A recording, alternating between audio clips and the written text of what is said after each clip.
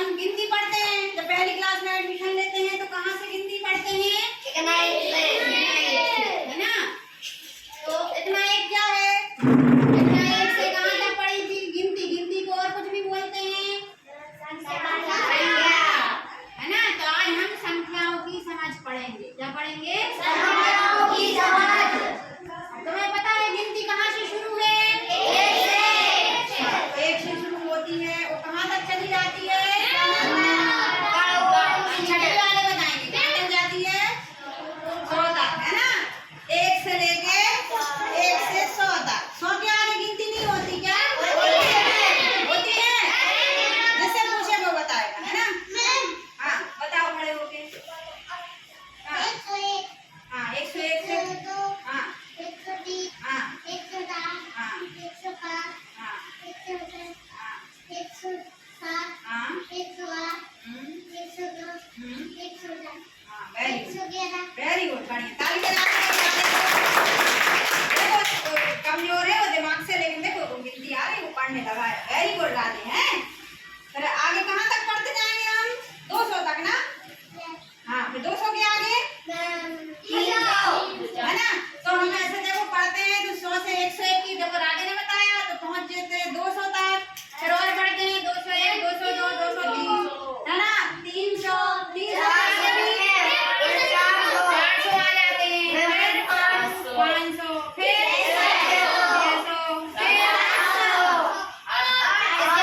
लेकिन इसके बीच में गिनती होती ना, मतलब 1 से 9 तक की गिनती हम बार बार फिर लिखते हैं, है ना। पर 700 के बाद 800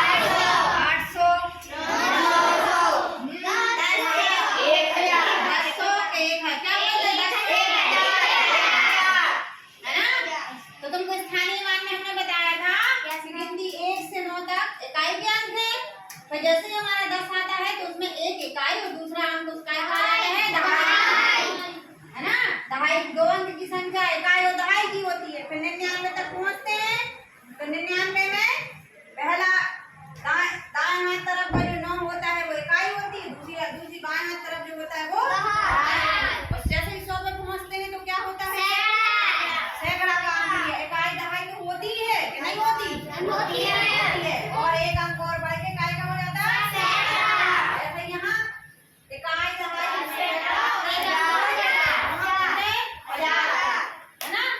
ऐसे ये जैसे अब अभी गिनती हमारी 100 की जा रही है, 1000 1 1002 मतलब जितनी गिनती हम यहाँ तक लिख चुके ये वाली गिनती फिर से पूरी लिखेंगे, है ना। 1001 1002 1100 पहुंचेंगे। फिर 1200 1300 गिनती पूरी लिखते जाएंगे। और जब ये हम 1999 उसके बाद क्या आ जाएगा?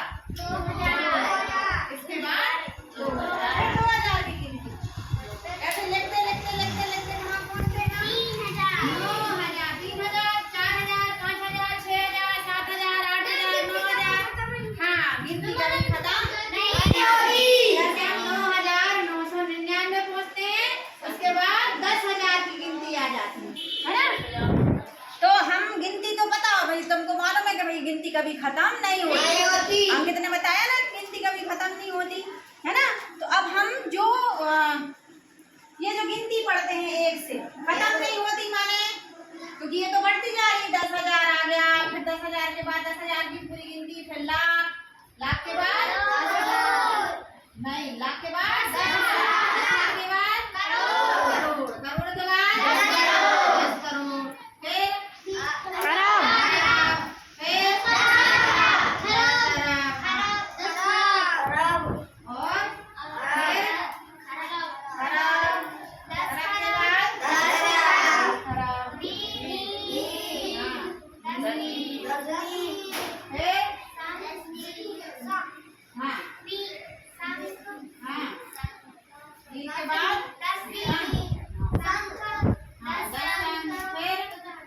पदम 10 पदम। और 10 कदम इसके आगे और होती कि नहीं होती? होती है। आगे हम उसको नाम और बहुत मतलब कहाँ तक चली जाती है? अनंत तक। खत्म नहीं होती माने जो कभी खत्म ना उसको क्या बोलते हैं? ठीक है। हिंदी में ऐसे लिखते हैं और गणित में हम 2 जीरो इकट्ठे ऐसे ऐसे लिख देते हैं। ये अनंत का निशान होता है गणित में, इसको अंग्रेजी में बोलते हैं इन्फिनिटी। माने एक ना एक से हम अनंत तक की जो गिनती पढ़ते हैं, इन संख्याओं को हम क्या बोलते हैं? गिनते हैं ना हम इनको, इसलिए इनका नाम है गणन संख्या। कौन सी संख्या? गणन संख्या। गणन संख्या। ओके ओके में ठीक है, अच्छी बात है। और ये कहाँ से मिली है हमें? बात नहीं, ये हमें कहाँ से मिली है? कौन ने दी है गिनती हमको? गणित ने दी। किसने दी गिनती? है कैसे हमने गिनना चालू करे? जीव ने? भगवान माने प्रकृति ने, प्रकृति से ही, क्योंकि हम एक से गिनते हैं तो ये हमें प्रकृति से मिली है, तो इनको बोलते हैं हम प्राकृतिक संख्याएं। क्या बोलते हैं? है ना? तो हमने देखो इसमें बना के तुमको बताया कि ये प्राकृतिक संख्या, इन्हीं को बोलते हैं हम गणन संख्याएं। ठीक है, और अंग्रेजी में बोलते हैं नेचुरल नंबर। क्या बोलते हैं? प्राकृतिक चीज को अंग्रेजी में नेचुरल बोलते हैं, नेचुरल नंबर जो हमको प्रकृति से ही मिले हैं तब। और चूंकि ये गिनने के काम आते हैं इसलिए इनको क्या बोलते हैं? गणन संख्याएं। अब आपने 5वीं तक, 6वीं वालों ने 5वीं तक पढ़ी है ये सारी संख्याएं। अब इन्हीं ये गणन संख्याओं को हमने संख्या रेखा पे बताया, एक रेखा पे बता दिया, है ना? कैसे बताया हमने?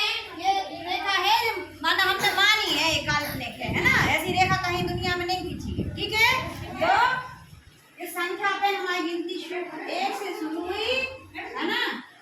2 3 4 ऐसे बढ़ते बढ़ते बढ़ते बढ़ते कहाँ? अनंत तक गई। कहाँ तक गई है? अनंत। जो इसमें देखो हमने दिखा रहे हैं तुमको, दिख रही ना सबको, है ना? तो ये अनंत तक गई, है ना? और ये सभी संख्या धन चिन्ह की होती है, तो इनको धनात्मक संख्याएं कहते हैं। कौन सी कहते हैं? ठीक है, सभी प्राकृतिक संख्याएं धनात्मक संख्याएं। अब आगे देखो क्या होता है, यहाँ लिखा है मान बढ़ता है। किसका मान बढ़ता है? बढ़ रहा कि नहीं बढ़ रहा? क्या होता है? 1 से बड़ा 2, 2 से बड़ा 3, ये छोटा होता है ना? आगे हम जैसे आगे बढ़ते जाते हैं संख्याओं का मान भी बढ़ता जाता है। तो ये हमें याद रखना है सबको, है ना? क्योंकि देखो छोटी क्लास में तो गिनती पड़ी, अब ये इसके गुण हैं। क्या है? इन गुणों को हमें याद रखना है कि इनका नाम प्राकृतिक संख्या है, और इन प्राकृतिक संख्या, ये प्राकृतिक संख्या 1 से अनंत तक होती है। इनको गणन संख्या भी कहते हैं, और इनका मान दाहिनी ओर जाएंगे। किस ओर जाएंगे? दाहिनी ओर। इस ओर तीर लगा ना, दाहिनी ओर जाएंगे। संख्याओं की आरोही क्रम में जमाते, अवरोही, छोटी बड़ी संख्या, ये सब सवाल अपन ने करे। ठीक है, अब तुमने 5वीं तक और चीज पढ़ी उसी में, इसी गिनती में बहुत सारी संख्याएं होती हैं, तो उनके हिसाब से उनके नाम दिए जाते हैं। ठीक है, जैसे बहुत सारे जानवर को इकट्ठे कर दें, भीड़ है, अब भीड़ में पहचानने के लिए कुछ ना कुछ उनको नाम देते हैं।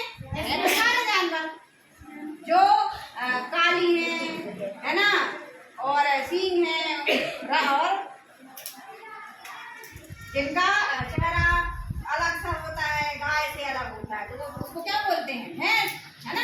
काली काली जो होंगी, गाय भी काली होती है ना?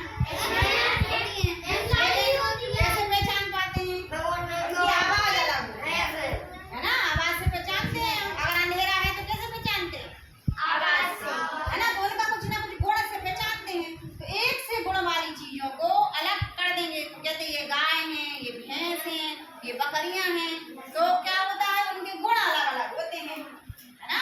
तो पूरी है, जैसे ये है तो गिनती, जैसे हमने तुमसे कहा जानवरों का झुंड है, लेकिन उनमें अलग अलग गुण वाले जानवर हैं, उनको भी हम अलग अलग छांटेंगे, है ना?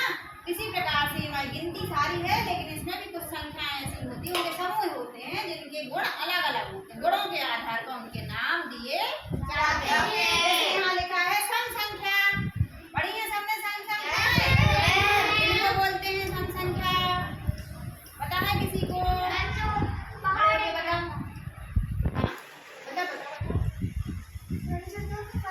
हाँ, 2 के पहाड़े में आते हैं,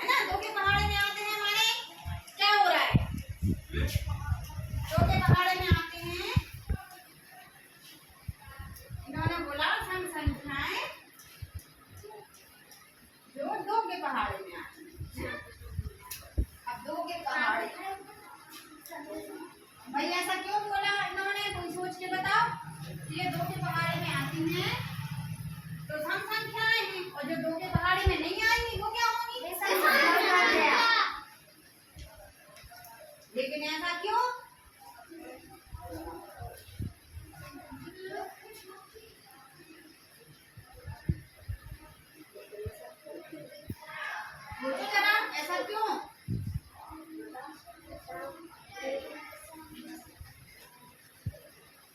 दो के पहाड़े में 2, 4, 6, 8, 10 है ना। और दो के पहाड़े में क्या नहीं आता? 1, 3, 5, 7, 9, 11, 13 और ऐसे आगे बढ़ता जाएगा। यहाँ भी 8, 10, 12 और ये भी अनंत तक, क्योंकि पहाड़ अभी कभी खत्म नहीं होता। अब ये बताओ कि भैया सम विषम क्यों बोला, इनका नाम सम क्यों दिया, इनका नाम में 1, 2, 3 नहीं थी, ये में 1 और 3 ये। अच्छा इसलिए नहीं बोला। किसी को दिमाग लगा भाई? 2 है ना। जूते कितने हैं? 2। हाँ तो इनको क्या बोल दिया? जूता खरीदने जाते तो कितने जूते लाते? 2 लाते, एक तो नहीं लाते। तो क्या है इनकी? जोड़ी।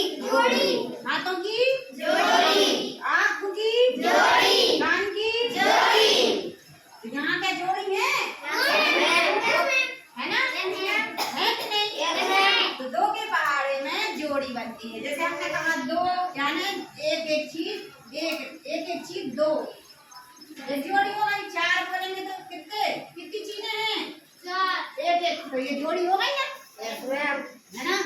या 2 धन 2 भी लिख सकते हैं। तो इसको पुराने जमाने में ऊनी भी बोलते थे, ऊनी ऊनी, है ना। तो जिनकी जोड़ी बन जाए, जिनकी जोड़ी बन जाए, जैसे हमने देखा 100 को हम 2 बराबर भागों में कर सकते हैं। कितने बराबर भाग लेंगे? 50। और भी कर सकते, 25 25 के 4, 10 10 के 10, 5 के 20, 1 1 का 100। इसमें भी 2 की जोड़ी बन जाएगी ना। अब देखो इसमें तो जोड़ी बन गई। अब जरा 5 में देखोगा, 5 को 2 बराबर भागों में तोड़ सकते हैं? नहीं तोड़ सकते। मतलब तोड़ तो सकते हैं, 2.5 हो जाए, लेकिन आधा आ जाता है उसमें, है ना। मेरे को पूरा भाग नहीं आता, है ना। यहाँ पूरा भाग होता है ना। 7 हुआ, 33 हुए, ऐसे आगे बढ़ेंगे तो मतलब ये वे संख्याएं जो जिनकी जोड़ी बनती है, जिनमें 2 का भाग चला जाता है या 2 के पहाड़े में आती हैं। और पहाड़ तो तुम्हें 20 तक 10 तक याद होगा, तो हम कैसे याद रखेंगे? मान लो खूब बड़ी संख्या दी है 1 लाख वाली, तो कैसे पता करेंगे कि ये सम संख्या है कि नहीं है? तो पहाड़े से पहाड़ आएगा तुमको, तो क्या करेंगे? 2 का भाग, जिनमें 2 का भाग चला जाता है वे संख्याएं सम संख्या, जिनमें नहीं जाएगा वो विषम संख्या। चलो आज अपन लंच करेंगे तो खेल खेलेंगे संख्याओं का। अब देखो, अब ये कैसे सम विषम कैसे निकली है? तो प्राकृतिक संख्याएं क्या है? प्राकृतिक संख्याएं इन्हीं में सम है, इन्हीं में विषम है ना। अलग से तो नहीं है, इन्हीं में है ना। तो सम विषम कैसे निकला? उनके काय के आधार पर निकला? गुण के आधार, है ना।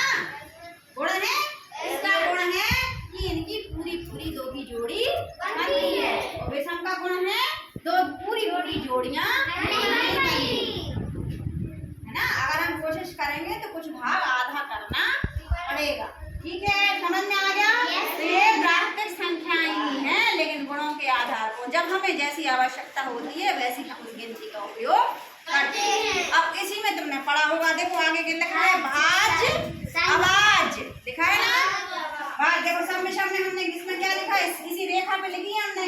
2 4 6 8 10 26 12 14 16 18 20 22 24 26 28 के आगे डैश लगा है। डैश का मतलब है आगे गिनती बढ़ती जा रही है। इसी प्रकार विषम में पढ़ो जरा।